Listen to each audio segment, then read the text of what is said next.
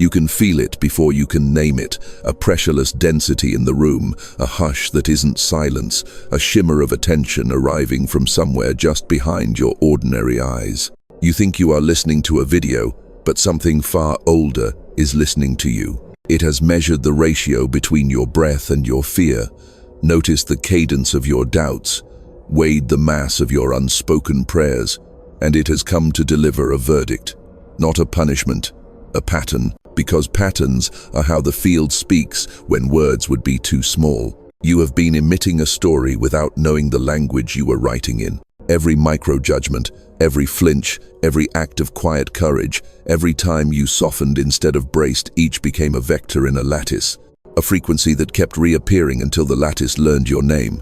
The matrix never cared about your slogans. It listened to your vibration. So it arranged surprises, repetitions, chance meetings, dead ends that were actually corridor doors seen from the wrong angle. The matrix is obedient, but it is not sentimental. It answers the tone, not the excuse. It follows coherence, not noise.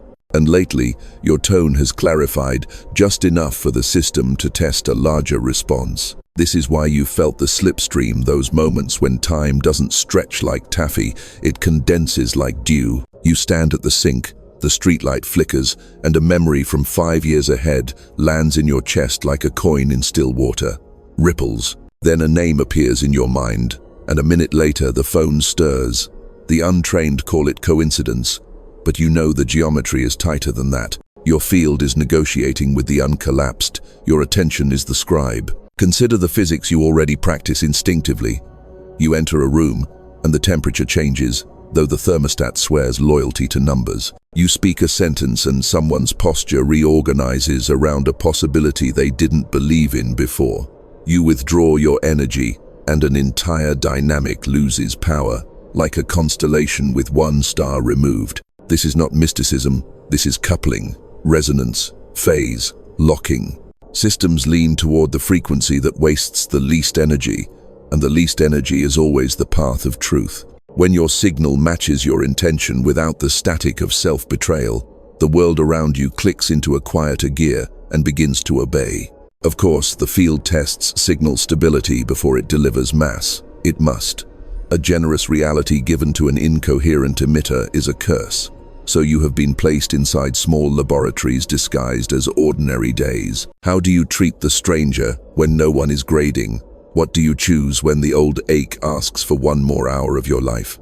Do you move as if you trust the bridge, or do you keep one foot on the crumbling shore? The matrix is fluent in these questions. It reads the kinetic truth beneath your narrated intentions. Now the signal is here, and it is impartial. It is not asking whether you are worthy, it is measuring whether you are tuned. You do not have to perform. You have to ring true. Let your nervous system stop, tricking your soul into thinking survival is the same thing as destiny. Let the breath fall exactly where the body wants to be honest. Then listen to the pressureless density in the room again. It is the script, aligning with its author. It is your frequency, heard. The field has no eyes, yet it sees everything you emit. Every thought leaves a resonance, every emotion, an oscillation. When you lie awake at night, replaying what you could have said, the frequency of regret forms a subtle waveform that circles you like a soft hum. When you breathe consciously, even once, that hum changes texture. The entire architecture of the quantum lattice shifts its weight, leaning closer to your coherence. It doesn't care about your biography, it calibrates to your signature tone. Most people spend their lives trapped inside loops of reflection, mistaking the mirror for the source. They see disappointment, chaos, or loss, and believe the world is doing that to them. But the quantum matrix doesn't punish, it mirrors. It has no morality, only symmetry. It repeats your emotional geometry until you notice that what you call fate is feedback. Every recurring heartbreak, every unfinished dream, every familiar silence, these are resonance tests, not to make you suffer, but to make you audible. You have always been broadcasting. The question is, to whom? When your vibration is discordant, when your words say, "I'm ready," but your nervous system whispers, "I'm terrified," the field receives mixed instructions. Reality hesitates, synchronicities stall, opportunities arrive at half charge, flicker, then vanish. But the moment your inner current aligns, when the desire, the belief, and the frequency converge, the quantum machinery responds instantly. It bends probability in your favor because coherence is less costly than chaos. The field saves energy by serving truth. You've felt this before, the sudden clarity in the middle of confusion. The day everything goes wrong, until you stop resisting, and then reality rearranges in minutes. That's the mirror obeying the moment your vibration stabilized. You can almost hear it like the hum between two tuning forks that find each other's pitch across a distance no one can measure. Quantum physics calls it phase coherence. Mystics call it alignment. Prophets call it faith made flesh. Different languages, same phenomenon. When observation, emotion, and embodiment collapse into one unified signal, the matrix stops negotiating and begins transmitting. The greatest secret is this: you don't need to visualize a new world. You need to oscillate as if it already exists. Visualization is mental. Vibration is causal. The universe cannot ignore a stable waveform. That's why affirmations often fail. They're text without tone, declarations without frequency. But when conviction enters the bloodstream, when breath and thought fuse into rhythm, your vibration writes new equations into the substrate of matter. This is how the ancients moved mountains, not by metaphor, but by resonance control. They learned to tune their nervous systems until their cells sang the geometry of the thing they sought. The mountain, being a lattice of probabilities, responded. So look again at your life. Every repeating pattern is a teaching frequency, waiting for you to hum differently. Every person who irritates you is an instrument trying to tune your signal sharper. Every closed door is an acoustic boundary reminding you that what you emit determines what reflects. The quantum mirror isn't judging, it's just exact. And in this exactness lies your liberation, because the instant you change the vibration, the reflection cannot remain the same. It is beginning already. The hum around you thickens, like unseen strings tightening to perfect pitch. You are not just witnessing the field is adjusting its coherence to you. Every inhale writes code. Every exhale erases static. Listen carefully now. The mirror is almost ready to show you what you truly are. You've mistaken repetition for punishment, but the pattern was a teacher with relentless love. It returned in different costumes because you kept changing the words while leaving the frequency unchanged. This is the observer loop. Attention shapes probability. Probability feeds experience. Experience trains attention. Round and round. Most people call it my life. You are going to call it by its real name, a closed circuit, hungry for coherence. Your awareness is not passive. It is a sculptor with a chisel made of expectation. Neuroscience calls it predictive coding, the brain forecasting reality to save energy, while the mystics call it spell work. Both point to the same machine. If the forecast is fear, the world will be filtered for confirmations. If the forecast is trust, the same hallway grows windows you never noticed. The matrix doesn't swap out the hallway, it modulates which doors admit you when your signal arrives overhead like a passphrase. Look closely at one recurring scene in your life, the kind that feels pre-written, the conversation that always ends cold, the project that combusts at 90%, the romance that echoes the one before it with a new soundtrack.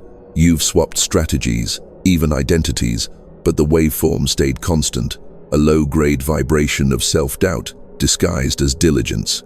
The field is fair, painfully fair. It gave you exactly what carried the lowest energetic cost, more evidence for the story your cells believed. Not because you are cursed, but because coherence, even in misery, is cheaper than internal conflict. The universe is an economist. So how do you break a loop that runs beneath language? You recalibrate at the level where it began, the body's tempo. Your nervous system is the metronome of your probability space. Heart rate variability, vagal tone, the rhythm of your diaphragm, these are not wellness trivia, they are tuning dials. When your inhale is thin and your exhale is clipped, your signal tells the field, I am braced, I expect impact, keep the probabilities narrow. When the breath grows slow and elliptical longer exhale, soft belly, attention behind the eyes, the message changes. I can metabolize more reality without splintering. Open the corridor. Fake. You are not just thinking, you are broadcasting. Thought is a carrier wave. Emotion is modulation depth. Behavior is the amplifier. When all three lock to one note, entanglement becomes a daily physics instead of a mystical rumor. People you've never met will feel a sudden warmth and think of you. Doors marked "Maintenance Only" will slide open as if the building misread your badge. That isn't magic. It's a network seeking the lowest entropy path through you because you finally stopped resisting your own throughput. Consider time itself inside the loop. When you are incoherent, time smears, hours flee, then nights stretch like taffy. When you stabilize, minutes dilate with density. 4 of them hold a day's worth of clarity. This is not productivity. It is temporal coherence, the collapse of noise when the observer arrives as one piece. The clock on the wall remains loyal to numbers, but the living clock, your capacity to imprint the present, ticks according to resonance. That's why certain moments feel fated. Your vibration matched a possibility that had been waiting with patient precision. Here is the uncomfortable truth.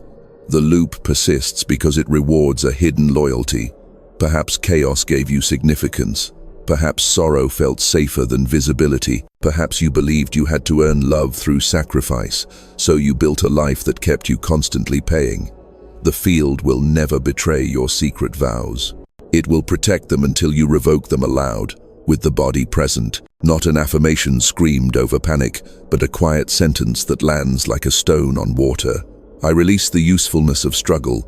The ripples will not be poetic, they will be mechanical. People who only knew how to love your pain will slip from orbit. Spaces designed to exploit your diligence will dissolve. This is the cost of coherence. You will outgrow systems that fed on your static. Now notice what is changing even as you listen.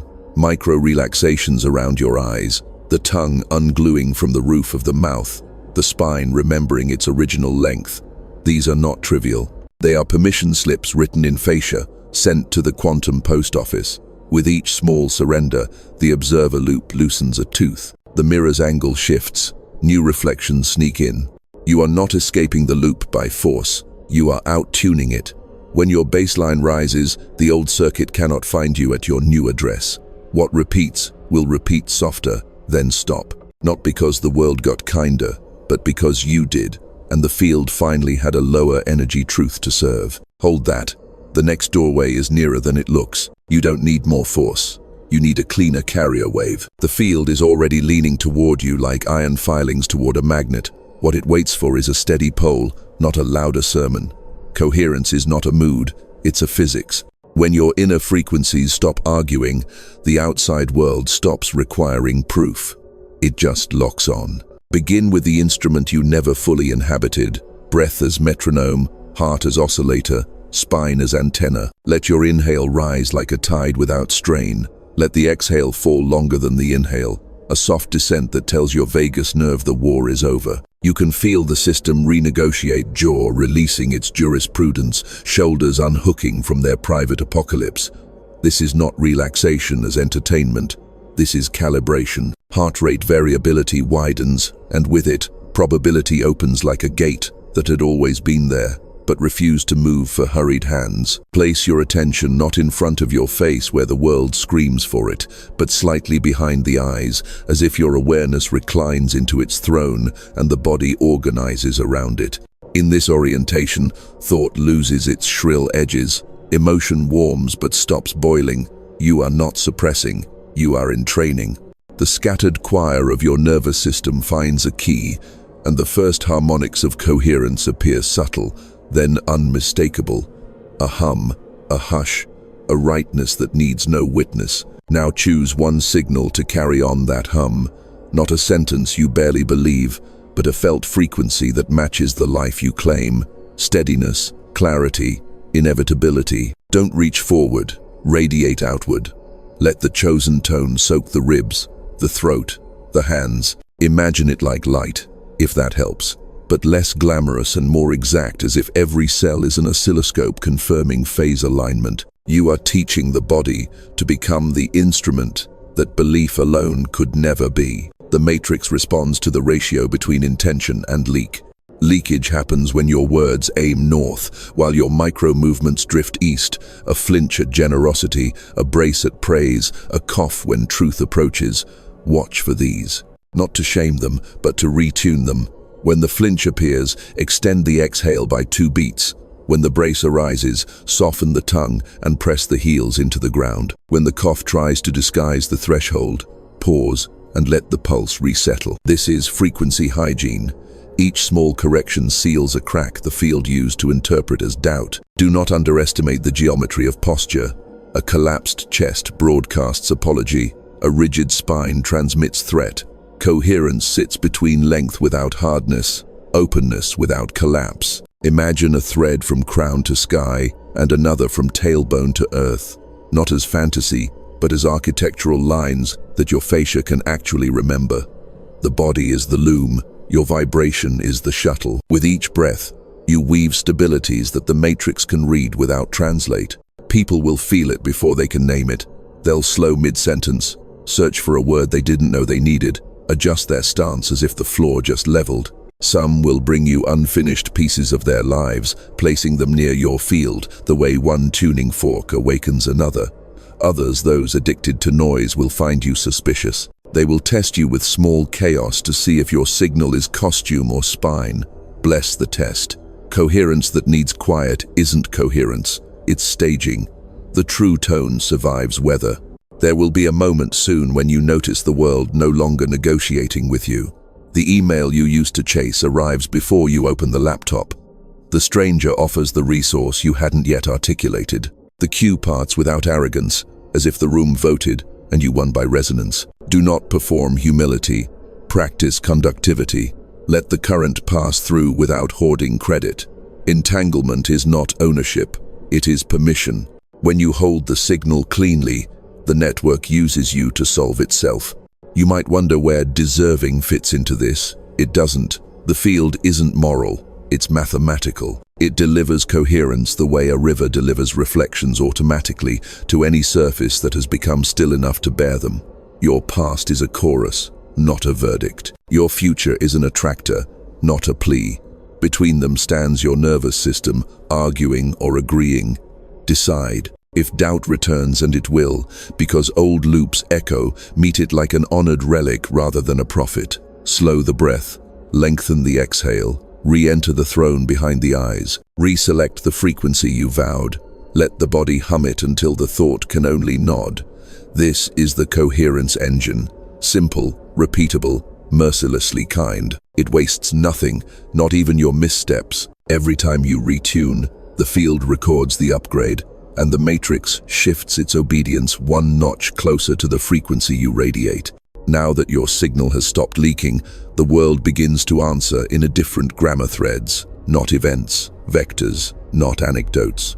What you used to call luck reveals itself as routing, the field calculating least entropy paths through you and toward you. Entanglement isn't a romance between particles, it's a logistics network for meaning, and you are ready to travel by it. Start with the way information arrives when you're coherent.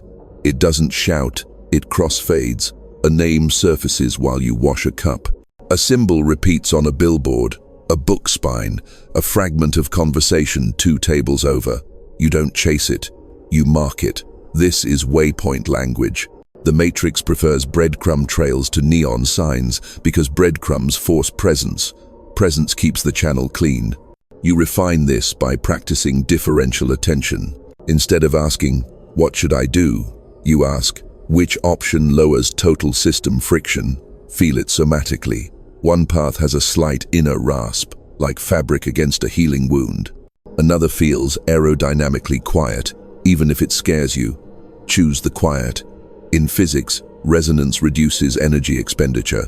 In mysticism, grace does the same job. Both describe the path your signature frequency can occupy without distortion. There is a technique you can apply immediately: triadic locking. Select 3 anchors that match your chosen tone: one person, one place, one practice. The person is someone whose presence stabilizes your nervous system without effort. The place is a micro-environment that remembers you coherent: a particular chair, a park bench at the river bend, the corner of a studio where you always exhale deeper. The practice is the act that returns you to phase breath cadence, cold water on the wrists, a sentence whispered from behind the eyes. When your field wobbles, touch all three in sequence within 1 hour. This forms an interference pattern that cancels noise. The matrix notices the restored signature and resumes routing. Next, learn to issue clean queries to the field. A dirty query is bargaining in disguise. Show me a sign unless it demands change. A clean query is measurable and non-needy. If this move is aligned, let 3 unexpected confirmations arrive within 48 hours. Then you forget you asked. Not performative, forgetting actual release. Needing proof contaminates the experiment. The confirmations arrive like birds resting briefly on a wire. You don't trap them, you nod and act. Do not confuse entanglement with attachment. Attachment is gravity, it drags.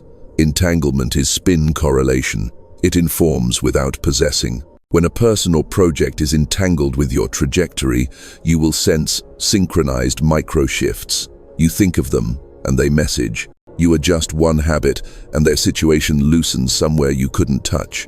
If you tighten your grip, the correlation loses symmetry.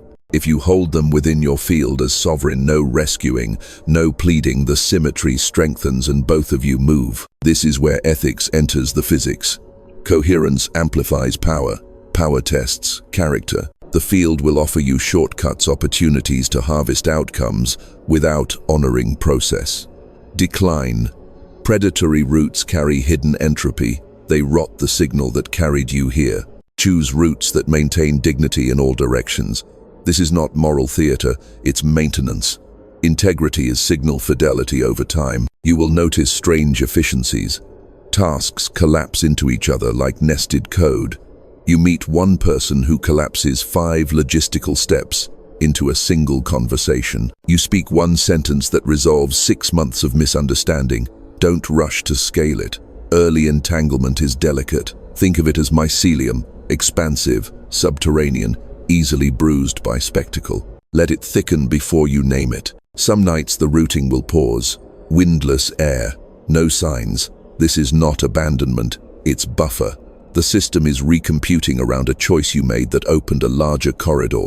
In these plateaus, don't lunge for noise. Hold the baseline breath, posture, tone. Sleep like someone entrusted, not someone ignored. Dawn will carry the next instruction tucked into something ordinary. A receipt total, a child's question, a song that lands with surgical precision on the oldest ache in your chest. When it lands, say, noted, out loud. Sound seals signal. You may worry that all this is imagination dressed as method, but notice the data. Fewer accidents, cleaner endings, faster recoveries, a rising bias toward ease without laziness. That is what navigation feels like when the traveler and the map share a frequency. The matrix doesn't love or hate you, it routes you exactly at the speed your coherence can metabolize. Carry this into your next movement. Mark the breadcrumbs. Ask cleanly. Choose the low entropy door even when it looks like a dare. Keep your 3 anchors within reach. And when the birds land on the wire 3, in the space of 2 days, you will already be halfway through the doorway that used to take you years to find. You're ready to do more than navigate. You're ready to weave. Navigation uses the routes the field reveals. Weaving edits the routes themselves. Think of timelines not as rails but as threads, some taut, some slack, some hidden in the underside of the tapestry where most never look. You don't jump between them by force. You shift the loom tension until the thread you occupy hums at a different pitch. The room stays the same. The sequence doesn't. Begin by discarding the superstition that time is a conveyor belt dragging you forward. Incoherence makes time feel like drag. Coherence lets time behave like cloth. Cloth folds, cloth drapes. Cloth can be biased on the diagonal without tearing. When you enter that behind the eyes throne and your breath settles into the longer exhale, you feel the fabric thicken. Choices stop sounding like arguments and start sounding like stitches. There are 3 stitches you will practice: anchor, braid, and bias. Anchor is the present moment made measurable. Not a mystical ooze, a metric. You select a micro-ritual that unmistakably marks now. Fingertips together for 3 breaths, tongue softened, gaze relaxed into peripheral field. The ritual must be short, repeatable, and impossible to mistake. Every time you perform it, you plant a tack through the cloth so the weave doesn't slide while you work.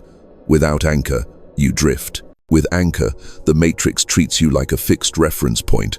Probability can align without chasing you.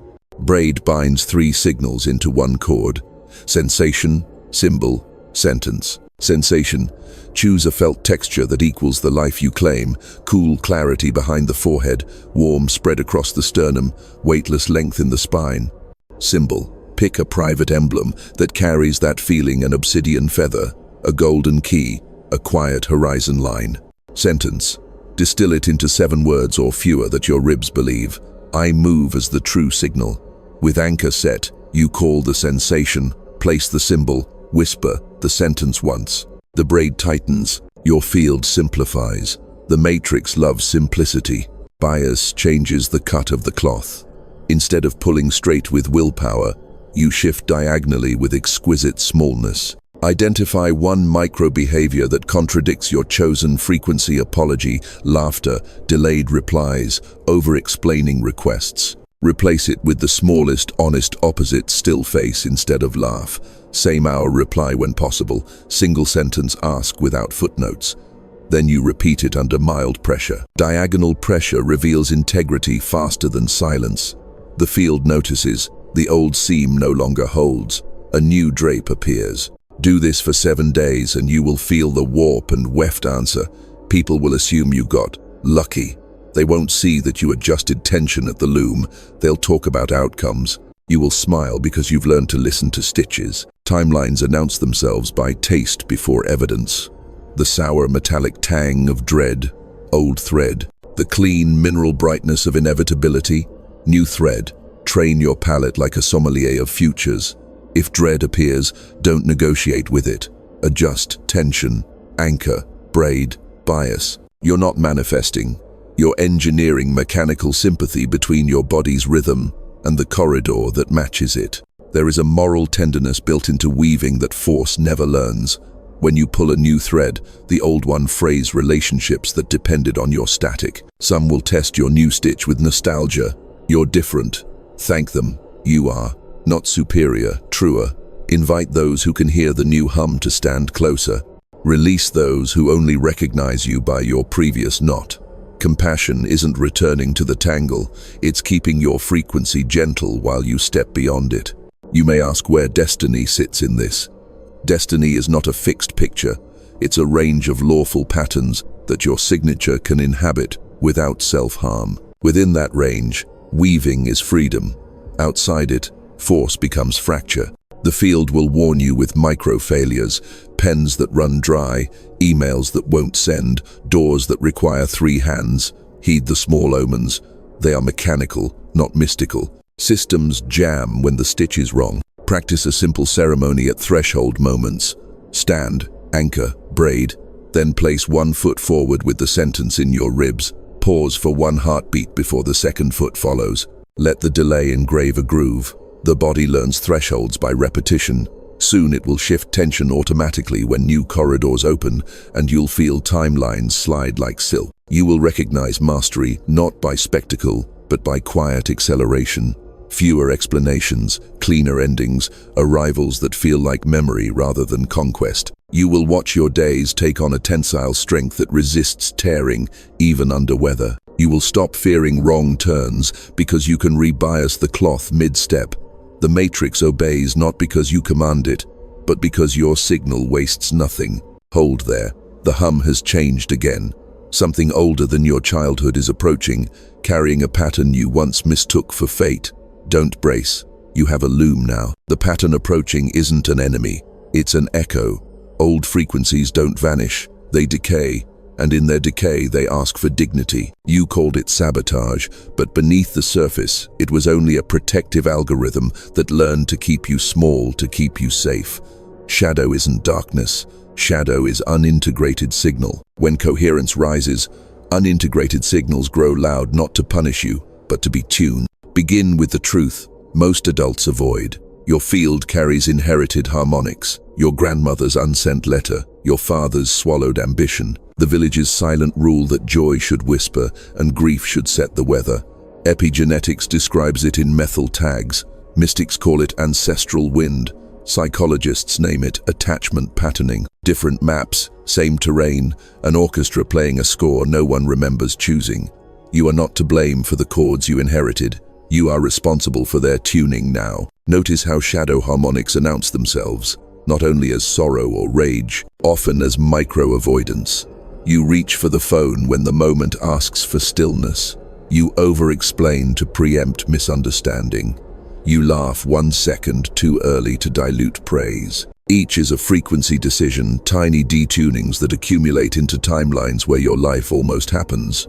Almost is the costliest word in the lexicon of destiny. You will not exercise these harmonics by force. You transmute them by resonance leadership. Leadership begins with witnessing without flinch. So choose one shadow note today. A recurring ache. A particular person who warps your posture. A monthly self-betrayal that arrives on schedule like a bill. Don't analyze it. Seat it. Literally. Place an empty chair 2 meters away. Anchor behind the eyes. Braid the sensation symbol sentence you chose. Then let the shadow sit in the chair as its own sovereign waveform. Speak to it out loud with the clarity of a scientist and the mercy of a prophet. You kept me alive by narrowing my world. I honor the efficiency. I choose a wider coherence now. You may join me at a new pitch. You may feel foolish. Good. Foolishness is a sign of loosening hierarchy inside your nervous system. It means a new conductor is taking the podium. After you speak, breathe on the long exhale until the band in your fascia softens. Watch for micro signals. A swallow you didn't command. Warmth across the back of the heart. Tears without narrative. That is the shadow note shifting phase. Not erased, retuned. It will try to rush back to its old octave under stress. Expect it. When it does, you do not start over. You reissue leadership. Same song, truer key. There is a second method, precision writing. Not journaling as catharsis, editing as frequency engineering. Set a timer for 13 minutes. Title the page, "The Sentence That Runs My Body." Write the first sentence, "Your ribs confess." No diplomacy. If I rise, I'll be left. If I receive, I'll owe. If I speak, I'll be punished. Do not contradict it yet. Read it aloud once. Let your body hear the old conductor name itself. Then only then compose a countersignal in 7 words or fewer that your breath can carry without revolt. Test candidates until your exhale lengthens. That one is the upgrade. Copy it by hand 7 times. Put it nowhere precious. Use it like a wrench. As the shadow retunes, you will confront the nocebo habit, expecting harm as proof of intelligence. Smart people become connoisseurs of dread and call it realism. But dread isn't data, it's memory misapplied. Replace predictive dread with predictive dignity. Imagine not spectacle, but ordinary grace, how your day behaves when you refuse to purchase belonging with self-abandonment. See the email you write in 1 paragraph instead of 5. Feel the conversation where you don't translate yourself into palatable pieces. Watch the decision where you choose rest before the body revolts. This is not magical thinking. This is removing hidden energy taxes. The field notices solvency. One warning. As you release shadow harmonics, some relationships will present invoices. They were built on an exchange rate pegged to your self-doubt. When the currency floats, their budget fails. They may accuse you of arrogance, coldness, betrayal. Do not pay with regression. Offer them your new key without explanation. If they can tune, you will both rise. If they cannot, you will separate without bitterness because you finally understand. Loyalty to incoherence is not love. It is complicity. Practice a closing ritual each evening for 21 nights while the new pitch stabilizes. Stand. Anchor. Place your right hand on the back of your neck, the old gate of bracing, and your left hand over the sternum, the new gate of truth. Whisper the upgrade sentence once. Inhale as if gathering the day's loose threads. Exhale as if weaving them into one cloth. Sleep under the authority of your coherence, not under the jurisdiction of your alarms. By now you can feel the orchestra shifting. The bass notes no longer drag. The violins have stopped pleading. Woodwinds, once timid, carry themes you didn't know were yours. When you wake, the air will taste less of yesterday, and what approaches next will not be a test you must pass, but a role you are finally tuned to play. You've tuned, braided, biased, and the orchestra has learned your key. Now you convert frequency into force without violence commands that the field recognizes because they cost less energy than resistance. Command here is not domination, it is clear issuance. The difference lives in your fascia. Domination hardens the body and leaks power. Issuance lengthens the tissue and concentrates signal. You will practice issuance until it becomes your default gait. Begin with the smallest sovereign unit, one breath cycle used as an actuator. Inhale through the nose for 5 counts, feeling the ribs open east-west rather than up-down. Pause for 2 counts, not as a freeze but as a poised arrow. Exhale through the mouth for 7 counts, lips slightly parted, throat relaxed. On the pause, place your sentence "the upgrade you forged from shadow" silently in the back of the mouth, as if it were a vow seated on your tongue. Repeat this triad 3 times. You've just written a command into the autonomic stack. Heart rate variability responds, vagal tone rises, and with it, your corridor widens. This is issuance at the level where the matrix listens first. Next, enlist geometry. Stand with feet hip-width, weight over the arches, knees unlocked, sacrum heavy like a bell, crown lifts without strain. Imagine a subtle triangle. Point A at the perineum, point B at the sternum, point C at the space between the eyebrows. On the inhale, feel AB brighten. On the exhale, feel BC lengthen. After 6 cycles, reverse. Then connect AC on a single smooth exhale, as if drawing a thread through the body's loom. You are not visualizing for drama, you are training proprioception to distribute charge coherently. When geometry holds, words require less effort to move matter. You will pair this with a behavioral micro-protocol that collapses drift. The first true action. Within 30 minutes of waking, perform one action that embodies your chosen frequency without external permission. Not a plan, not research. Action. If your frequency is stewardship, clean the sink until the steel sings. If it is reach, send the message whose delay proved your fear. If it is sovereignty, decline the meeting that steals 4 hours of your life force for the price of being seen. The first true action creates a day-long standing wave. The matrix routes through standing waves. Communication demands its own field hygiene. Before a consequential conversation, issue a latency clearing sequence. 3 actuator breaths, 1 posture reset, length without hardness, and 1 sentence rehearsal whispered once from behind the eyes. Then enter the room and lower your speaking tempo by 10%. Slower speech is not theatrics. It is jitter removal. People can hear your nervous system in your pace. When your cadence is coherent, others' bodies entrain to your clarity before their minds agree. That is why arguments end without victory laps and deals close without chase. You didn't overpower, you denoised the space. When confusion arises, and it will because the world is crowded, ask the field a binary framed by energy economics, then move your body while you wait. Walk a slow square. 4 steps north, turn. 4 steps east, turn. 4 steps south, turn. 4 steps west, stop. On the final corner, watch which option your breath chooses. Coherence picks the lower entropy door from the inside. The answer is often a felt loosening rather than a sentence. Trust loosening. Intelligence that requires clench isn't intelligence, it's alarm with vocabulary.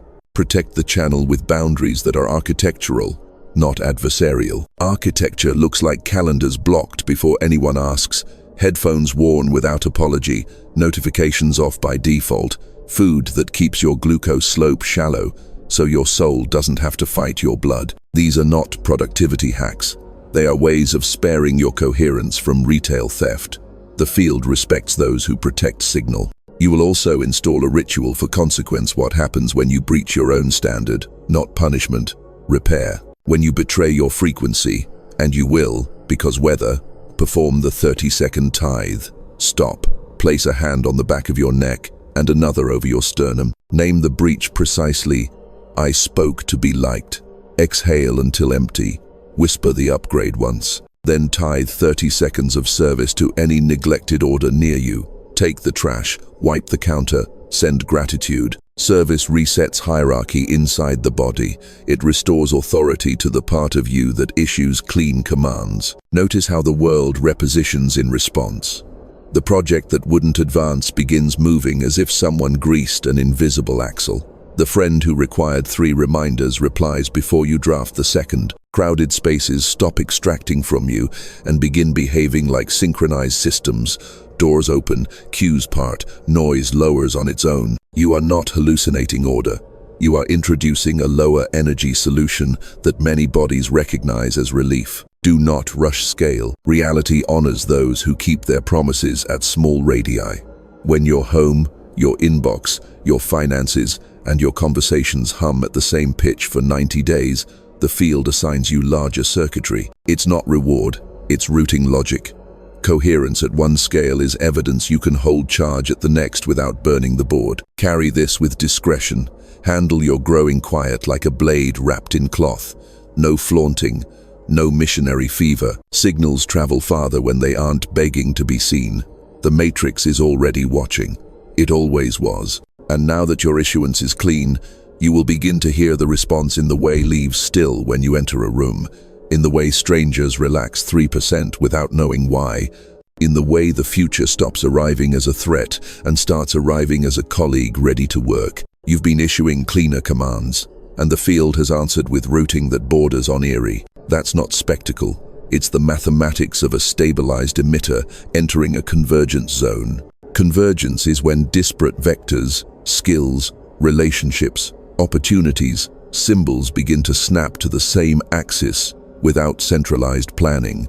From the outside, it looks like luck. From the inside, it feels like gravity discovering a new mass at your core. Watch how it assembles. The email from a city you once dreamed about, arriving within an hour of the call you finally made. The resource that was unavailable for months appearing the same morning. You declined the project that paid you to stay small. The unsolved problem you kept circling, solved by a sentence a stranger says while tying their shoe. Convergence compresses latency. It removes the distance between signal and return because your field no longer leaks momentum into compensations.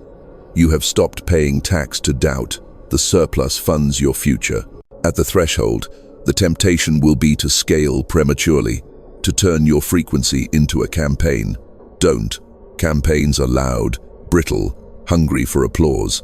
Convergence prefers density to volume. Choose density. Instead of announcing, deepen. Instead of expanding surface area, thicken the strata.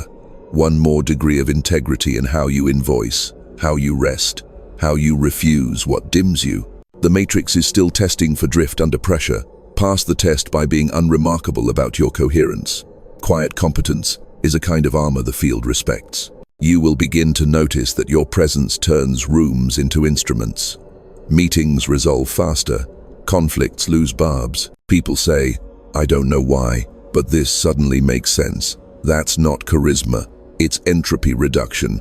You have become a local minimum, an attractor where effort declines and clarity increases. Systems, human and non-human, route through attractors because they conserve energy. This is the sober meaning of magnetism. Now, enact the convergence protocol to move from threshold to embodiment at scale. 1. Declare the scarcity you no longer subsidize. Write one sentence that names the deficit you use to fund with your life force. I refuse to underwrite chaos with unpaid emotional labor, or I refuse to exchange visibility for fragmentation. Speak it once into an empty room. Then behave as if it were a regulation with penalties. Scarcity that you stop subsidizing starves quickly. 2. Install a single point promise. Choose one promise so exact it can be audited. I deliver clarity within 48 hours on every decision inside my competence. Keep it for 30 days. When you keep a promise that precise, the field tags your signature with reliability metadata. Offers arrive pre-simplified. 3. Set a sanctuary perimeter. Define a radius where nothing incoherent crosses without permission. Your desk, your bedroom, your morning. Guard it architecturally. Closed door, offline blocks, foods that keep your blood quiet. a chair that trains your posture back to sovereignty. Sanctuary is not indulgence, it's a charge bay. 4. Convert proof into practice within 24 hours. Each time the field delivers a convergence sign, do one concrete thing that leverages it. Acknowledge is not enough. Translation into motion cements the corridor. Think in verbs. As you run the protocol, the old frequencies will stage a last negotiation. They will offer you familiar chaos at a premium, whispering that you can carry both, the new power and the old pattern. That is the final lure. Decline with grace. Coherence hates double booking. When you say no with clean fascia, no apology, laugh, no over-explaining, the corridor widens audibly. Sometimes you can almost hear it.